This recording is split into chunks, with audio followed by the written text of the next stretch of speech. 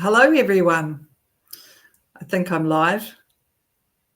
Good evening, all. Now, as you can see on the screen, there's my name, but just for those who might actually tune in later on, or for anyone that's watching this that actually doesn't know who I am, I'm Helen Houghton, the leader of Conservative Party here in New Zealand. And tonight I've got some other guests that are going to join me shortly. They'll come into the studio anytime soon. And I'll just start by letting you know what we're actually going to do tonight. So what we're talking about is where we are with our sex education in New Zealand, where we've been and where we're heading to. Now, great to see we've got some audience. When we do get our audience tonight, you're more than welcome to type in any questions or comments that you might have, and we'll endeavour to answer them towards the end or partway through the event tonight. We should be on here for roughly an hour. Depends how we go. There's a lot to talk about, so you can pop in and out. The other thing you can do is you'll be able to rewatch this later on and share this as well. I would encourage you to share this to as many people as you can. There'll be some interesting information tonight, some information that I actually only just found out last night, which I will talk about very soon because I was pretty horrified. But I'll let you make your own mind up about what you hear tonight. We have got a mum joining me shortly. This mum is in Christchurch, somebody I know very well, has students in school now, and has a child who has left school now, and she'll share a little bit of her experience. We have got a dad joining us, from completely different islands, so they're not from the same family. It's great to have a dad on board. He's going to put his perspective in on what sex education looks like, what he'd like it to look like. And we also have a counsellor who's going to join us. The counsellor, she has worked in schools previously, I'm fairly sure as a school nurse or school counsellor. Anyway, I'll let her explain that to you. And we're fortunate enough to also have a high school teacher who's going to pop in through the meeting at some point tonight. He's had a little bit of a family situation, so he won't be able to be here for the whole thing, but he will join us. So it's really good to be here. Great opportunity to put your comments in or your questions, and we will try and answer them. We've got a lot to get through. So let's fire away. I will bring in the other studio guests, and then we'll get started. So we have, welcome Nikki. Great to have you here. Hi, Helen. Hi, Helen. Welcome, Bronnie. Welcome, Bronnie. Hi. And welcome to Lee. Hey. Hi. Hey, thanks for joining me, Thanks for joining me, team. I think I've got a bit of an echo, which is a shame. We'll work through that. Can anyone else hear that echo? Yep. No.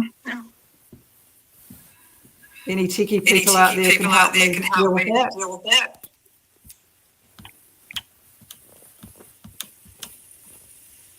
No. We'll just see how we go. Okay, let me start with the relationship and sexuality guideline.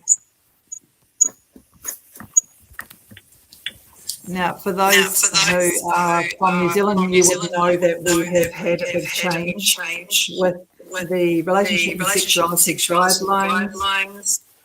For over 5 years, we've been campaigning to remove the gender out of the guidelines and success. We have managed to do that. That's taken a lot of campaigning, and it's also taken a lot of public pressure on our government, and finally the New Zealand First Party actually decided to make it a top priority. We congratulate them for doing that.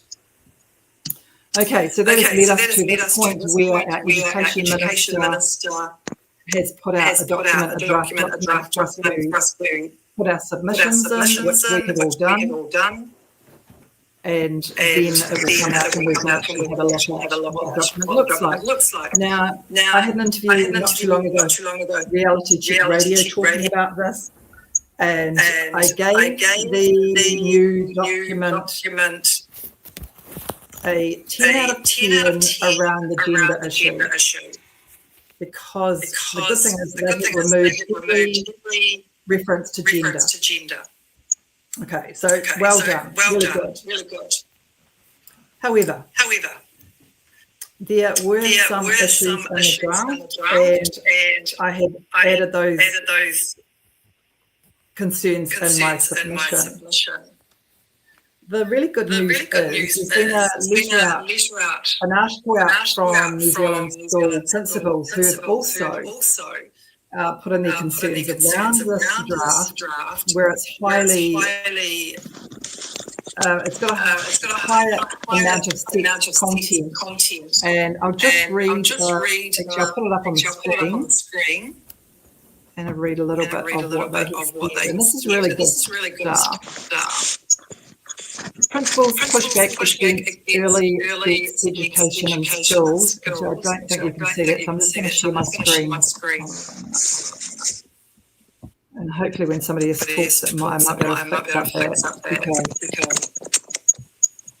Let me present my screen. Just me.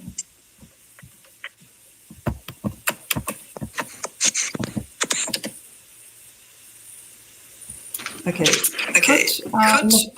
Nikki, can you see that article on the screen? Yeah. Yes. Okay, super. Okay, so it says here, primary school principals are voicing concerns over the government's draft relationships and sexuality. Yeah, they've said that the concepts like consent, coercion and sexual activity were being pushed too soon into classrooms. That's fantastic, because that's what we've said in our submissions. As you can read there, it goes on to say, intermediate principal has said that 12-year-olds, the idea of teaching 12-year-olds about sex activity was out of step with the legal age of consent, and we just don't believe it's appropriate. Well done. I really congratulate them for doing the right thing. That's what principle we expect from our school leaders, for them to think about ethics here. We all know that the legal age of consent is 16, and here we have some schools trying to push the idea of teaching sexuality a lot younger. Okay, now we've got, I won't read the rest of that. I'll just come back and something else I want to share.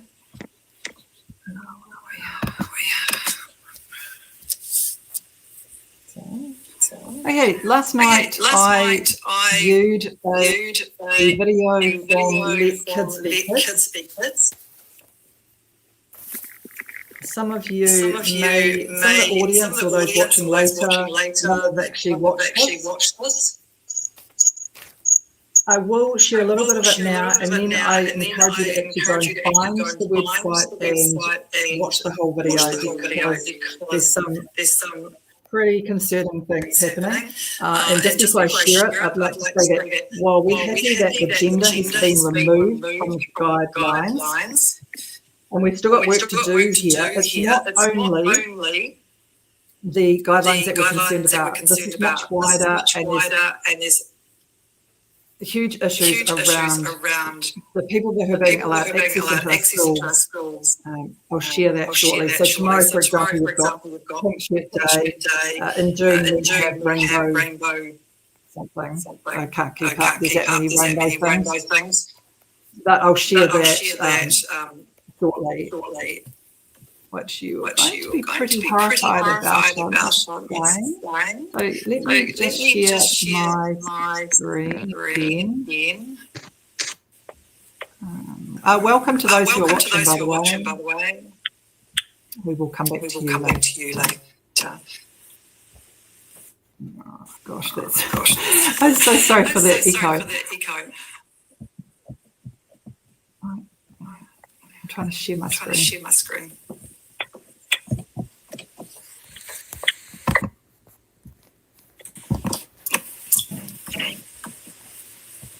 Okay, here we go.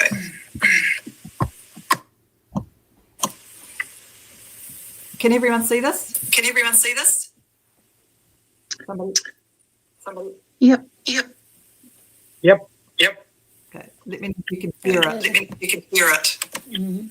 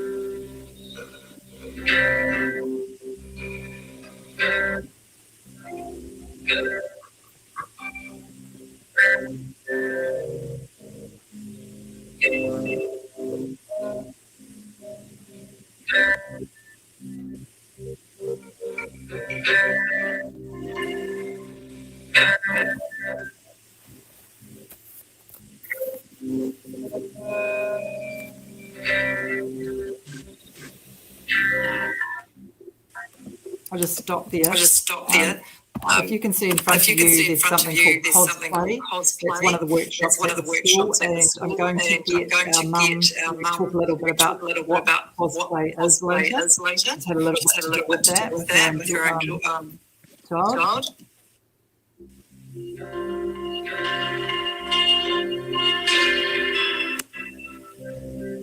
And yes, right there. That is Hugo, the drag person that has been all over New Zealand news around Men Up. And he is, or she, I don't even know, is going to be in this school, one of the workshops. I don't know what you're thinking right now, but I can hardly believe myself. I just want to read the little word. Okay, now I'm just up here because I've highlighted a doctor. This doctor, as I said, you'll be able to re-watch one of the videos from Kids Be Kids. This doctor, Dr. Torrance Merkel, they have actually done a deep dive into this doctor and a lot of the people that are behind the sex education. And horrifically, this doctor, he's been working at Hobsonville Point High School up north in New Zealand, volunteering his services for the last 8 years. But he's not only there, he's got his own doctor surgery just down the road. He's a GP at the school. He's also in a lot of other areas. He's popped up in a lot of other areas which Kids Be Kids has investigated. So just a couple here I'll mention. There's a website where they and bisexual go to for something called poppers. It's apparently it's to make anal sex easier. Yep, you heard that right. And he's also on part of this Burnett Foundation, which I'm sure you've all heard about, with the what's his name, the MP. So the Burnett page is about promoting PrEP, which is a pill to help men have anal sex, homosexual sex, and obviously the doctor's name is part of. He's on there as well. So he pops up everywhere, and he pops up on another site where he's described as ADHD specialist, as well as an LGBT specialist. Now, just to remind you, this guy is working and giving his time in a high school around sex education, working specifically with rainbow students. He's got his own GP office just down the road. Very convenient to pop down there and get what do you call them? Puberty blockers, I suppose. I'm not saying he's doing that. I'm just saying you know what it looks like. Now, this little video is on Hobson School. I'll come back to that shortly, but it's on the Rainbow Day, which is interesting. This is all about it, what they're going to be doing. These are the workshops that we're running through. I'm just stopping here because I'd like to just point out to you this video. So this little magazine here with the picture of, I don't know, are they guys dressed sexually? I don't think it's just my opinion, but that looks pretty sexual. Even on the right here with this guy with his hand, it looks very promiscuous sexually. And this is all happening in schools. This is part of us promoting Rainbow Schools next month. Run through this.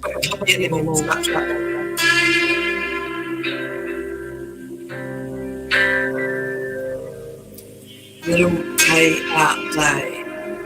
Lunchtime options. This is in a high school, remember?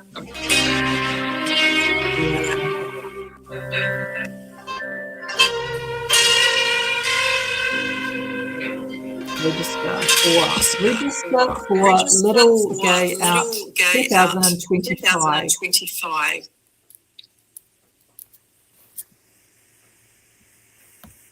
Is anyone horrified out there?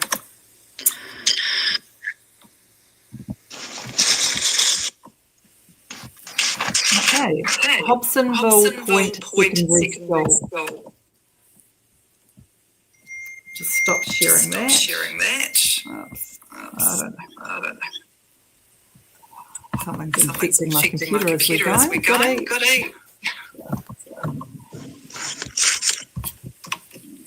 Gosh. Oh my golly.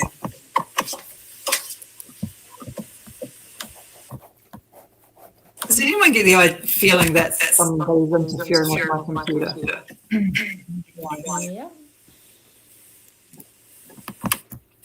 Okay, let me go. Okay, I'm back. Sorry. Now, did you all get to see that? Because I couldn't see it on screen. Can you give me the heads up if you saw that little run through? Yep. Okay, so that Hobsonville school has opened up their school for this Rainbow Day, and they've invited other schools and other students to register to go along to this. And this is happening in June. Did I say June? I'm pretty sure it's June. Yeah, 4th of June. And I only just saw this last night. And, you know, the whole thought about that Dr. Turin, the kids have done a big investigation. There's a lot there, so I just encourage you to go and look at that at some point. Because like I said to you, the sexuality guidelines, that is just one piece of the puzzle, right? That's just one area that we've been working on. There's so much more that we have to talk about as a society that we have to actually campaign and expect our leaders and government to actually stop this stuff and to see who's getting involved in these schools and who is bringing things onto our children and our families. Now, I think I'm going to hand over to Bronnie first. Bronnie, are you able to, what I want to ask you is, where did we go wrong? What I mean by that is, when did health education turn into sex education? And I know that you were involved in the schools many years ago. Can you give us your thoughts around that? Well, what you have to realise is this is nothing new. This has been decades in the making. Ever since the perversion started back in the late 50s, early 60s, with them trying to sexualise the nation of America, and with the what's his name? Keith. His name's gone. But there's been a whole institute built around the investigations around that. And what we know about this whole LGBT agenda is that it's a top-down operation. It is not a ground movement. It is something that is being pushed from the top. And it fits in with the agenda of, culling the population, because let's face it, majority of these kids that do go through the transition stuff cannot reproduce. And it is absolutely destroying society. And kids that are, we knew years ago that kids that have been abused as young ones grow up to be abusers, because they actually don't, that it's that whole use and abuse mentality that's pushed on children. And they just think that that's the way life is, because it's not being taught. Nothing's being taught about healthy relationships based around, they're not learning about intimacy and friendship and love, but it's all about cruelty and humiliation. Unfortunately, even, I think it was last year, would have been year before, contacted by, I was, there was a mum whose little, I think she was only 6 or 7. She was young enough to know that what had popped up on screen when she was playing her little game on the laptop wasn't okay. This was what had interrupted her game, and she came and told Mum about it. So Mum went into the game, tried to find it, wouldn't come up, and so she told her husband about it, and they tried to, then they realised that maybe it was about the screen. Basically what was happening is when they realised that the child is using the screen, it's programmed to pop up to expose that child to pornography and unhealthy stuff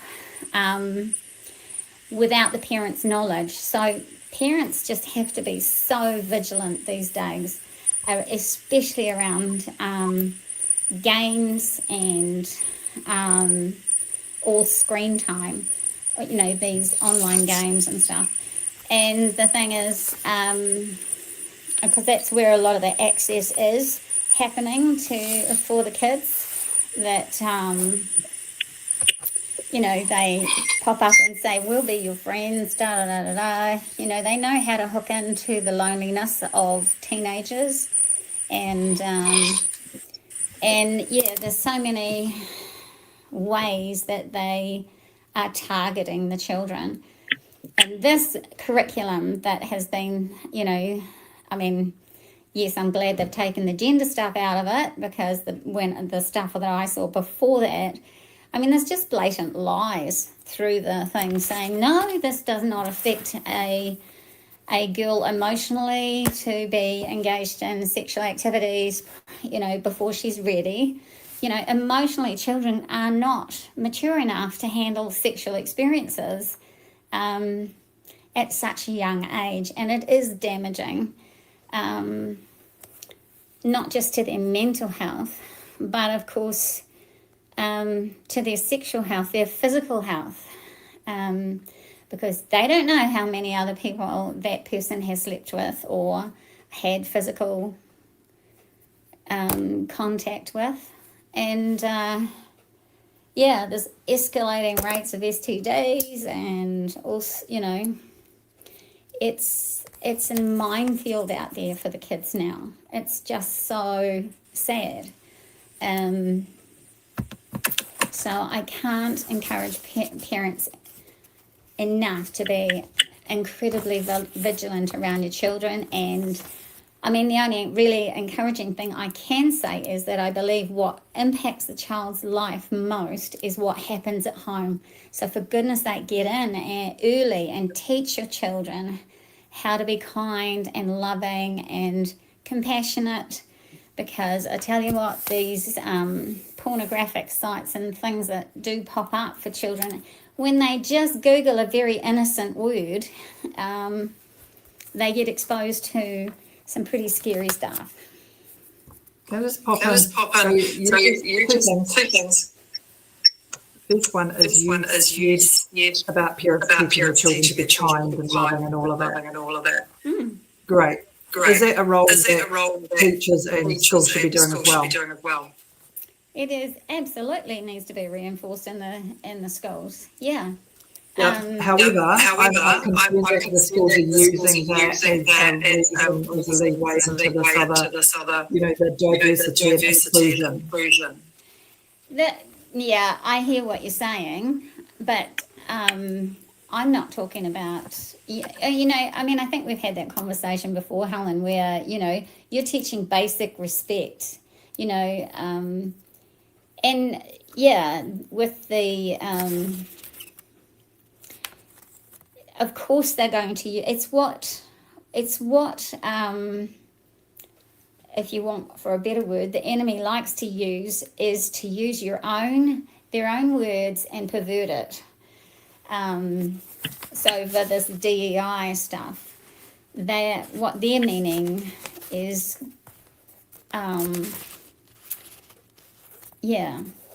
they say, but the thing is, it's not just about teaching love and respect, it's about teaching truth and reality, because the thing is, what they see on screen is not real. What they see, what they get taught with this gender rubbish, the trans stuff, is not real. You cannot change your biology. And, you may cut pieces off or add pieces on, but at the end of the day, your genetics is still who you are. And like, I've got a friend up here who's an ambulance officer, and she said, I need to know what your gender is, because if I give you this certain medication, it could kill you if you're not the right gender. So you actually, this is reality. This is truth. And that's what kids need. They don't need, yes, nobody wants, all kids want to be kind and loving. Okay, they absolutely do. But that doesn't mean to say they have to buy into the delusions of others. And I think that's one thing that really needs to be made very clear from home base. So as a professional counsellor, that's your professional opinion that people cannot prove their sex? Absolutely not. Thank you. They can live a lie. They can live a lie. That's their choice. As an adult, people can choose to live whatever they want, and that's freedom of choice. But when it comes to children, that is not okay, because basically that curriculum is turning teachers into groomers, and that's not okay. What's your opinion of this particular doctor who's been volunteering at this school? All sounds a bit dodgy. I'm not going to actually say what I think completely, but it sounds very dodgy, doesn't it, with all the areas he's involved in? Well, my question is, how many parents know that that's happening? How many parents actually know what's going on? We, I know there's rainbow crews that go in and support children in colleges up and down this nation. supposedly, but it was back. I remember Helen Clark funded a holiday camp for 12 and 13-year-olds. Basically, for kids that were not clear on what gender they were, and guess who was running it? The Rainbow Crowd. So that was all about recruitment. It was nothing to do with helping children at the end of the day. It's just the Rainbow Drive next month is all about. Yeah, absolutely. absolutely. If you have seen it, scroll down. The magazine was the guys on there. Do you all agree that was sexual poses? Yeah, absolutely. Yeah. I mean, we can all see it. So why are the schools pushing this? Why are they allowing this content into school environment? So this is what I mean. It's not only the guidelines. We need to open it up a lot bigger. In one of the workshops, I'm pretty sure it's the one with that doctor, actually. And there's another doctor. There's two guys. Doctors who are talking to students about rainbow sex. And you know, in the little blue writer, that says that one for students only. What does that show you? Yeah. No adults allowed in there. What are they worried about? Why is that? Yeah, if they've got nothing to hide, why is that students only? And it is an absolute lie that parents are not allowed to see what the children are to be learning, in their sex education. And they have every right to pull their children from the class. But the question is, why is this being allowed? Why is this being pushed in the schools in the first place? And this is what I say. It's a top-down movement. It is not a ground movement saying, we want this. This is actually that's being pushed on the children and promoted by our politicians and by and it's coming from offshore, so it can feel like an overwhelming wave. But if you actually there are groups, thankfully, parents that are getting together in local areas, and this Let Kids Be Kids is a fantastic movement, and totally get on board with them, and find support in their local schools at the areas. I mean, there's definitely been stuff happening up here too, because I tell you what, it's just about like a cesspit, some of these college campuses now. Cesspit, that's a good word. Mm. One more thing, the emotional side of, I've got some research out there where if we have teenagers having early sexual encounters, there's actual research on it leading to lower self-esteem, depression and all of that. So obviously you agree with that. And if it's such an issue, then why are we not having these conversations about the sexual content in our schools? Well, I think it actually goes further than that too, because it keeps boys immature.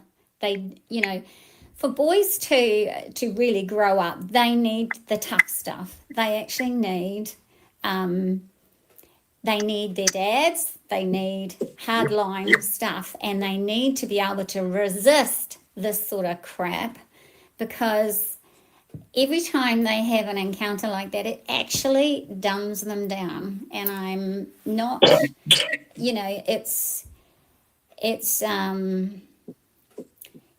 like I said, it's just such an assault on our society. And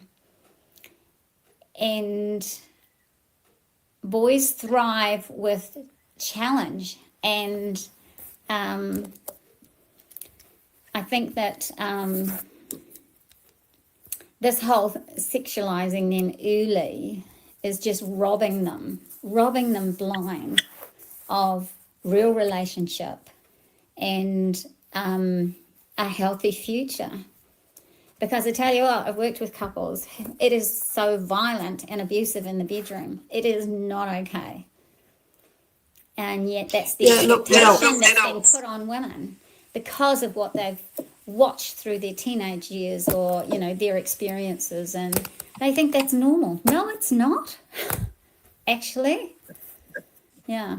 Yeah, adults Anyway. struggle enough with relationships, right, let alone children getting involved. And our children, because children are children until they're 18. Actually, I've just noticed there's some comments here. I'm going to then bring in... Oh, golly, somebody's talking about the echo. Thanks, guys, for giving me some advice. I'm going to bring the dad into his chat while I read through these comments.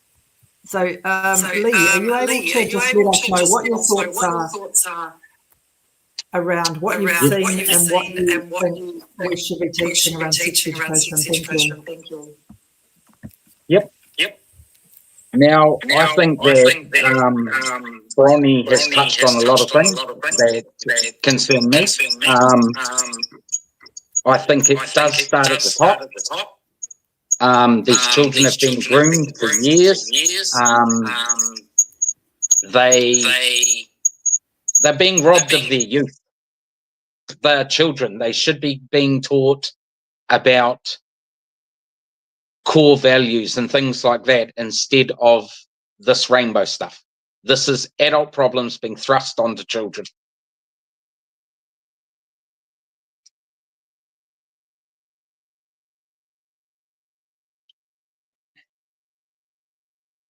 Everyone still there? Yeah, I've actually muted everyone. Now, the reason I did that, Lee, is I've just checked the messages. We've had some really great people in the audience that have giving me advice, but I had it on full screen, so I didn't see the advice. And have you noticed that the echo's gone? Whoa! Yeah. Because I did read, it said about headphones, and I do know I need to get some, but somebody else, another Aaron up there, also said that you should all have your mics muted if you're not talking. And I did that to everybody while you weren't looking. And all of a sudden the echoing went. So I'm going to blame all of you for the first half of that interview. That sounds terrible, but no, it's not your fault. It's all right, Nikki, I won't, it's okay. But yeah, just unmute when you go to talk and otherwise mute. Now, look, we are so grateful to have you on here, Lee. I know there's a lot of dads who have tried to get into the conversation, and we really appreciate that. The issue that I have seen, and I've had an interview with a high school young man. I say young man because even though he was only around 15 at the time, he had more sense than some men I know, even Chris Hipkins, who doesn't even know what a woman is. So what he was saying is, and it wasn't that long ago, he was at Shirley Boys here in Christchurch, and they felt like manhood was being drummed out of them, like they weren't allowed to be a man. You know, this whole misogynistic and the toxic male syndrome stuff that goes on. And so these boys, right from a young age, are being felt like they're to blame, that, you know, all the bad things that happen in a relationship is their fault. Now, look, you know, let's be frank. We know, you and I, we all know that males and females react differently when we're going through all sorts of life issues. But, you know, around the teenage years, puberty, hormones, 13, 14, 15, 16, even a bit older, their sexual encounters, it's not sex, it's hormones, right? We know that. But we also know, like with Bronnie talking about the emotional stuff happening around relationships when they're young, it's also very much like the girls are looking for something different, not necessarily sex. The boys obviously are looking for something, right? And so we think really differently in that space. And what I suggested when I put my submission in is around talking to students around what's happening with the hormones and the differences between both sexes so that they understand each other and can I'm not saying that we make allowances for impulsive sexual behavior and things like that, but actually having a understanding this is how boys might be a bit more impulsive, and this is how girls might, be a wee bit more emotional. And I'm not stereotyping. I mean, this is facts, right? We know even as we're older how we react differently with our hormones. But Lee, sorry, I missed that because I was dealing with the echoing. Did you talk about, not your children specifically, but you've got both sexes? Yep. And so have you noticed a big difference with their behaviours, even when it comes to the school stuff? Like, have they talked to you about any sex ed, anything like that? So as soon as it popped up at the kids' high school, my youngest made a point of coming to me, and I'm not going to toot my own horn, but the kids knew straight away that something was not right, and knew that this is not normal. This is a basic form of indoctrination, basically. They created a rainbow room at the school. They made special allowances for rainbow kids and stuff. And my children picked it up straight away that, hey, this is not, why are we not all on the same level playing field? Why is there special treatment? And also, why are some of the things being talked about when they had no clue about those, kind of things?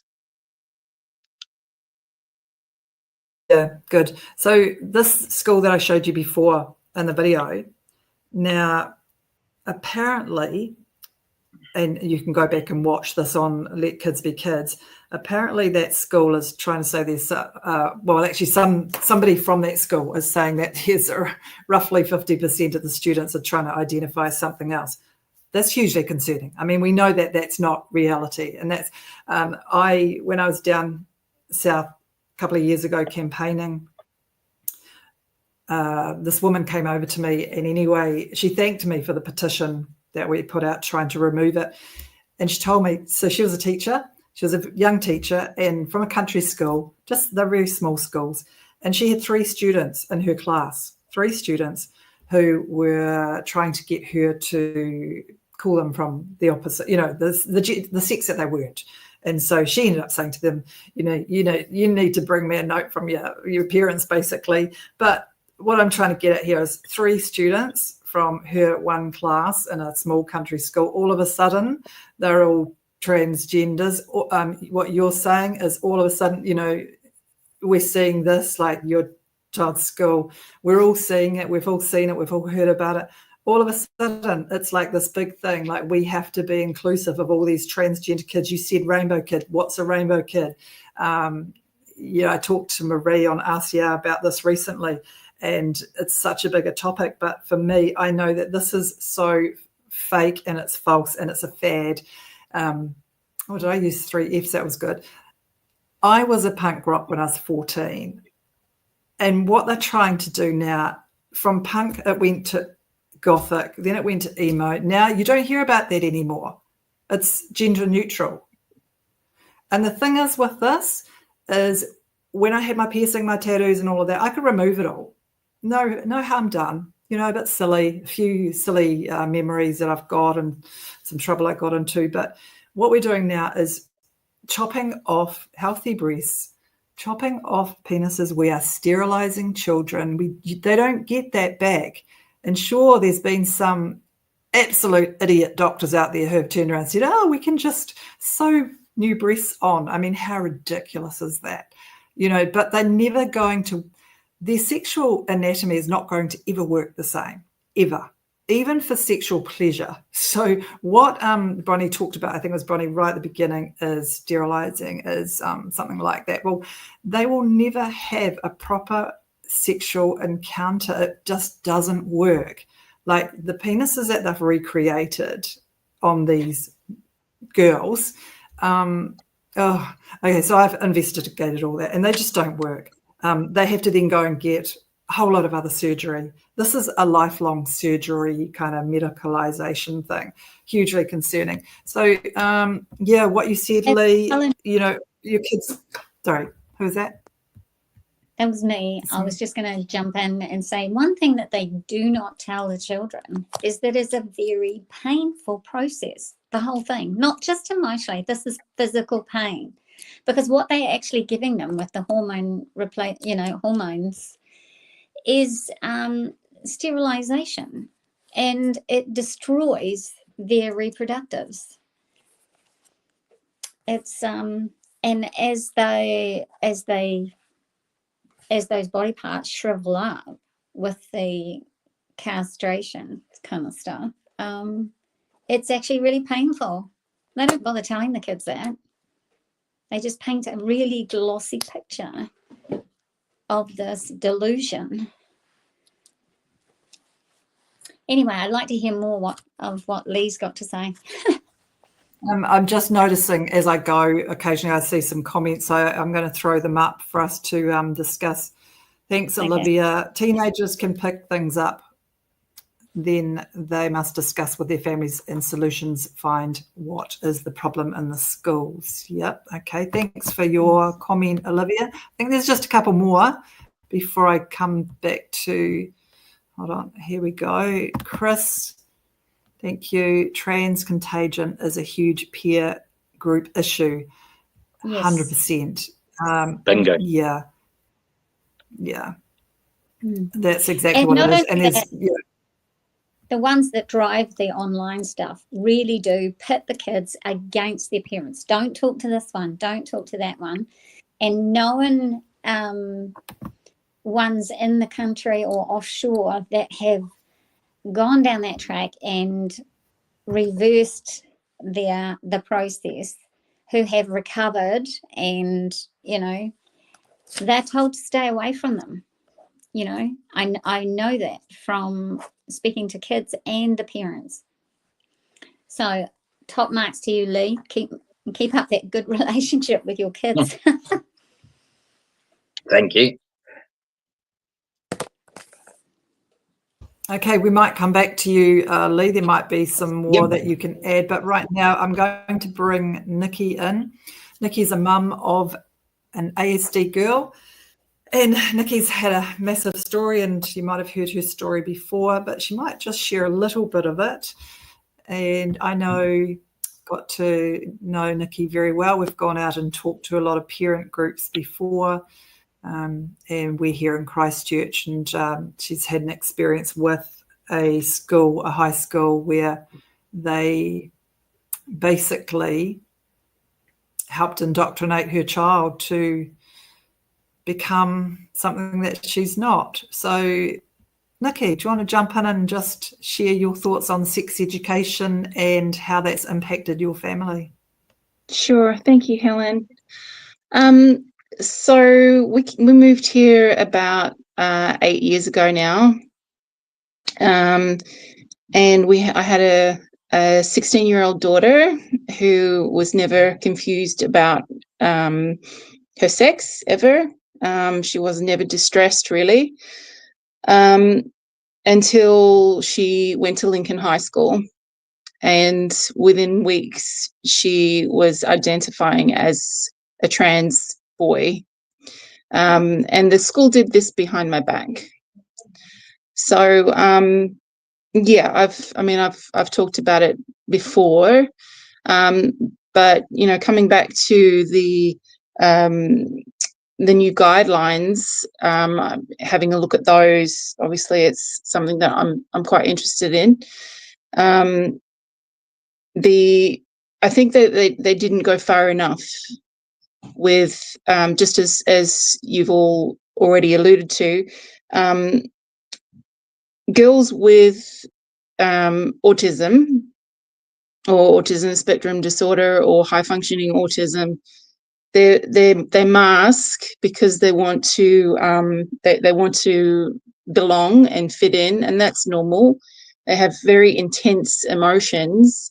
So being taught, even in high school, that they can, being taught about these sexual behaviours, that would be very easy for them to get confused, because most of these girls, well, a lot of these girls at that teenage and even up to into their 20s, they might look at another girl and feel some sense of jealousy about, whether she's pretty or she's smart or she's creative. And that can be an intense feeling that she might confuse for sexual attraction. She might eroticize that feeling, and it's not because she's on the spectrum. The feelings of intensity can get confusing if she's made to believe that means she's a lesbian, when she's actually not a lesbian. She's just a very intense person. So I don't think they went far enough for a lot of these kids on the who might have autism. You might not even know when you're a young girl if you've got autism, because it's still something that's largely undiagnosed in girls because they mask so well. But yeah, I definitely would agree that encouraging high school children, and even like before you're even ready to have a healthy relationship, to engage or make yourself available for popularity, to start something that you can't see through, is going to lead to a lot of emotional, poor mental health, poor outcomes for these girls and the boys, because they're in high school. They're supposed to be focusing on exams and on staying healthy and not getting all depressed and anxious and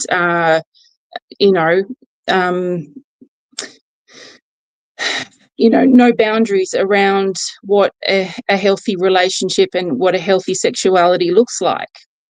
So I think in my opinion, they didn't go far enough with teaching what healthy looks like. And particularly for boys with pornography, I really loved what Bonnie was saying about how there's that arousal decline with overuse of pornography, and how that can lead to a lot of sexual dysfunction and and in the end, like relationship breakdowns and family violence. So you don't have to be an expert to work these things out. It's simple cause and effect of human behavior and human development. And particularly for like my girl who is been diagnosed with autism, they don't know what they don't know, and they're very easily led. And being easily led because you want to fit in, and you want to be liked, and to be included, it's very human, a very teenager thing to do. But it leaves them open for great risk of being abused by a predator. And that's something that even at a higher high school level, say year 13 or something, if they wanted to go into what is a personality disorder, what does a toxic behavior look like, even for girls who are this vulnerable, that's invaluable information for them. I wish I had that information when I was that age, because I was just so trusting. I mean, I have ASD as well, but you kind of grow into it when you're in your 50s. So but when you're a young girl, and even young boys as well, you're incredibly vulnerable. So that would be my 2 bits. So in other words, like all children, we should be thinking about ethics and being really protective over, but there's some groups that are even more susceptible to being captured by this ideology. And Exactly. I mean, you know, it's even in the research, we know that there's a high percentage of autistic children who are the trans, right? Okay, so good. Now, as I'll just go back a little bit to, hold on, there's another comment. Chris, boys who undergo this have lifelong wounds. Yeah, look, obviously I can only think about it from a female's perspective, and you guys would know how that's going to impact boys and men.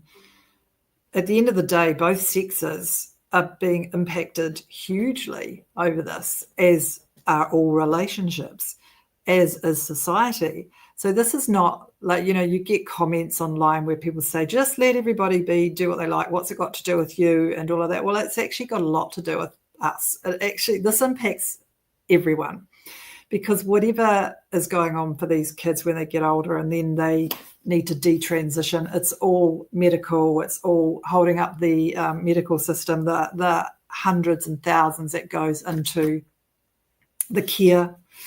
Yeah, I mean, that's mind-boggling, and I'm sure somebody's done numbers on that. But actually, can I just go back to you for a minute, Nikki? We were talking about, you know, somebody here that's detransitioning. So there's a lot of talk about heaps of people overseas that are detransitioned, which means they have made the transition from male to female or female to male, even done it surgically. And after years, they realised that they've made a huge mistake. And so they detransition and try and go back to the sex that they actually are. And there's a big thing about people thinking, well, that's not happening in New Zealand. Well, it does happen here, and it's huge now because of how many children think that they are rainbow or trans and gender neutral. Because once you're in that, you start going down, the next thing is puberty blockers, and then it gets worse. So, Nikki, you were sharing that there's somebody you know who their child has, thank goodness, just got to the point of detransing. Do you wanna share anything about the detransition side of it? Yeah, it always amuses me that people in New Zealand think that it doesn't happen to New Zealanders. Like we're not, like somehow New Zealand is immune from being human, and I just laugh that they think that these imported culture wars are something that we're trying to make a big deal of when they're the ones that imported it. No, lots of people, you know, people and children and teenagers who have been drawn into this. They're in what some people might call a abusive relationship, and it's very hard to leave an abusive relationship. The two, there's a man and a boy who I know personally of here in Christchurch who have desisted. So that means that they were on hormones, or they were like trying to transition, and eventually they realized the abusive relationship that they were in with the trans idea wasn't a healthy place to be, and they decided to just to stop trying to you know, take the hormones and just let their bodies detoxify and heal, and let their emotions and their, you know, their mental state heal. And it's going to be a journey for them. It's not something that you just say one day, oh, I'm not going to be trans anymore. You've still got all of the effects of these procedures, these hormones, whether it's been puberty blockers or surgeries. It's not an easy thing to just say, oh, I'm going to identify back as my natal sex from now on, because everybody has been calling you those things for maybe a long time. So it's a long process of just it's just like coming out of an abusive relationship. It takes time to heal.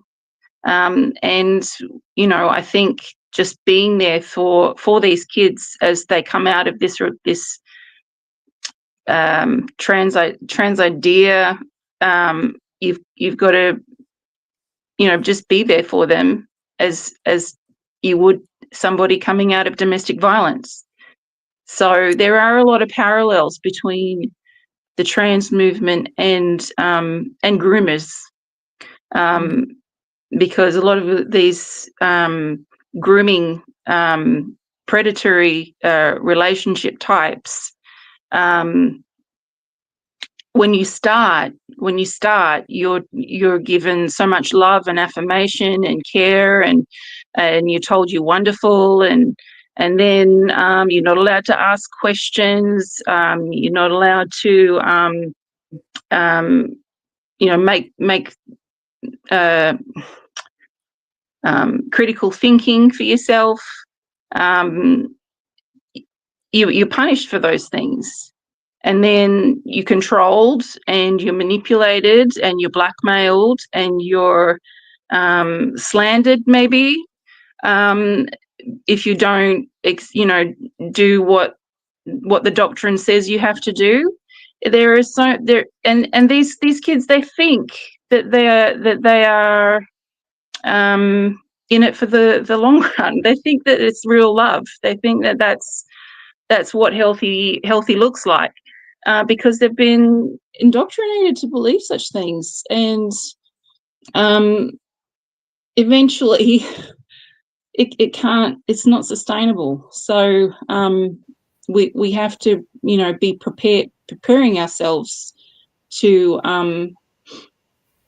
meet these kids where they are, and you know, just treat them as if they're going through any other breakup grief, and show them a healthy way. So there'll be more. With, would you say that the schools, especially over the last few years, have been the vehicle that these children have gone down that path? Yeah, the schools definitely, but also just peer contagion, online things, the Armageddons, the cosplays. These are the perfect vehicles for these predators to you know, hoodwink vulnerable teenagers. Okay, great. I'm going to jump in, and I want you in 1 to 2 minutes to explain to us what cosplay is, because that is one of the workshops at the school coming up next month. That Rainbow School is one of the workshops, cosplay. So in 1 to 2 minutes, please give us a real summary about what cosplay is. So cosplay is when you play dress ups as an adult with any sort of character, like gaming character, movie, pop culture, like anime character, anything that is. It could be Star Wars. It could be you know, Pokemon. Could be any of those things. And on the surface, it looks really innocent. There's nothing wrong with dressing up in a costume for fun, but it's the what would you call it? It's the predatory types who use that as a cover to try to befriend or love bomb or get some vulnerable teenager who's you know, maybe dressing up precociously to you know, to befriend. It's like it's not the white van anymore with the stranger saying, "Hello, little girlie, would you like a sweetie?" It is it's cosplay. It's the furries. It's someone who is in a disguise, trying to get your number, trying to befriend you, trying to get your social media, and then the grooming starts. It's just one of those networking events for predators. And I'm not saying that every single person there is a predator, but there will be some, you can guarantee it, with the kind of world and culture that we're in. You just wouldn't risk it, really. Well, I mean, predators are one thing, but it's also the reality. This is not just something you're talking about in a book. This is real life, because this is where your daughter ended up. The cosplay was where she used the binder. Is that correct? Was her? She did trick me. Yeah. Her friends had, well, I wouldn't call them friends, really. They're more like they're manipulating. They asked her they told her about the cosplay. She wanted to do a cosplay. I have a background in theatre. She'd never said anything like she wanted to be a boy before in her life. I had no reason to not give her the benefit of the doubt. And yeah, it was to have to do with a cosplay, this binder thing, because she wanted to be a male character. And I got sucked in. And I believed her, and the binder came and she put it on every day for school, and the costume didn't get made. So I was definitely suckered in. Yeah. Okay, so cosplay is one of the, I'll repeat it, cosplay is one of the workshops that the school is having for any students to attend during their Rainbow Day next month. So maybe that's something that some parents, if they're around that school, might like to inquire why their students are enrolling in something that seems fun and harmless, but there's a little bit more to it. Thank you, Nikki. And before we do go, I think we've been an hour, but before we do leave, I would just like to say that we have, not just us, but the whole of New Zealand, we have a unique opportunity right now, because it's not very often when there's been so much public pressure and pushback on the relationships and sexuality guidelines that it's got to a point now where the government, they know that they just can't roll out anything. They might try, and while the new draft looks not too bad on some levels, secondary school, it's too much sex, obviously we're talking about that.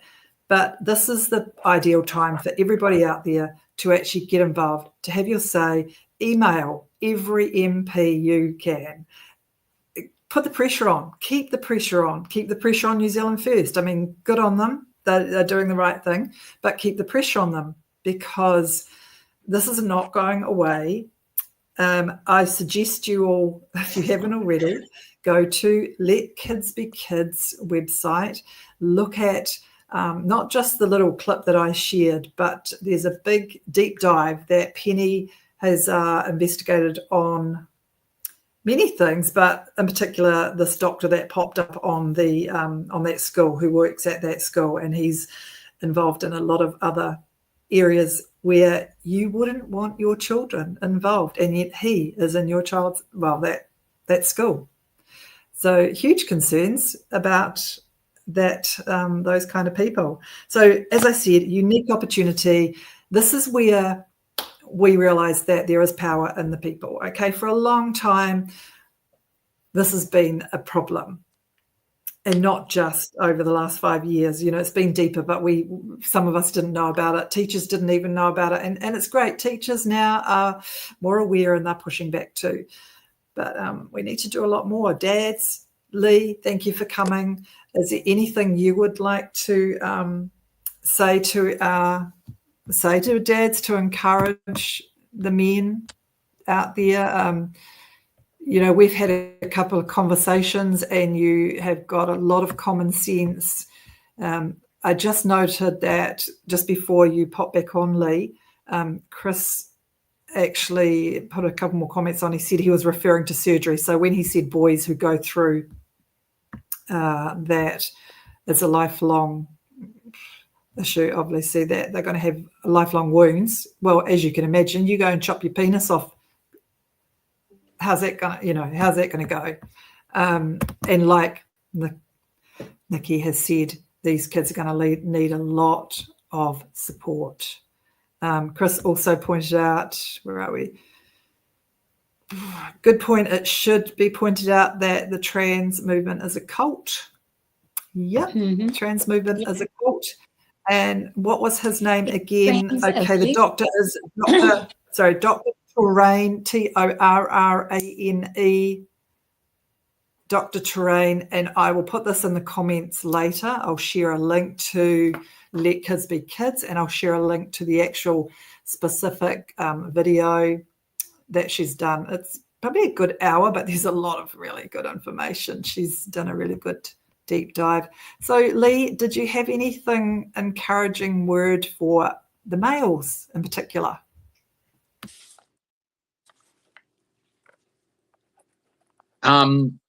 Basically, dads just need to step up.